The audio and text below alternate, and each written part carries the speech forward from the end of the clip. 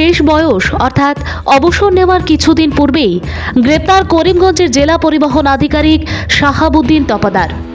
করিমগঞ্জ জেলা পরিবহন বিভাগে টানা তল্লাশি করে মুখ্যমন্ত্রী বিশেষ দুর্নীতি নিবারণ শাখার বিভাগ।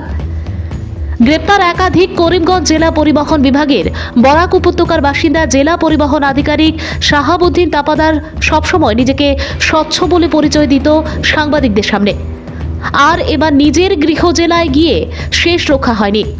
দুর্নীতি নিবারণ শাখার হাতে শেষমেশ গ্রেপ্তার হতে হলো করিমগঞ্জ জেলা পরিবহন আধিকারিক শাহাবুদ্দিন তপাদারকে। সঙ্গে গ্রেপ্তার এনফোর্সমেন্ট চেকার কেসি জাকারিয়া। 10,000 টাকার ঘুষ নিতে গিয়ে হাতে নাতে ধরা পড়ল দুর্নীতি নিবারণ শাখার হাতে।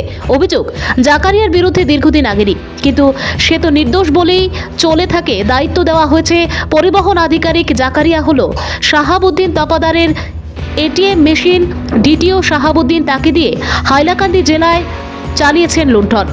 তাপাদার এবার করিমগঞ্জেও জাকারিয়াকে ব্যবহার করে ঘুষ লেনদেনের কাজে। শেষ পর্যন্ত জাকারিয়াকেও দুর্নীতি নিবারণ শাখার হাতে গ্রেপ্তার হতে হলো।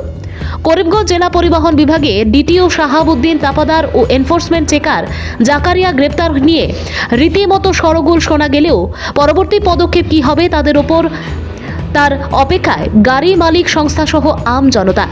বর্তমানে দুর্নীতি নিবারণ শাখার প্রতি কৃতজ্ঞতা জ্ঞাপন করেন বর্তমান আরটিও শাহাবুদ্দিন তাপাদার সহ ওনার এটিএম মেশিন আবু ছালে জাকারিয়া গুয়াহাটি নিয়ে যান।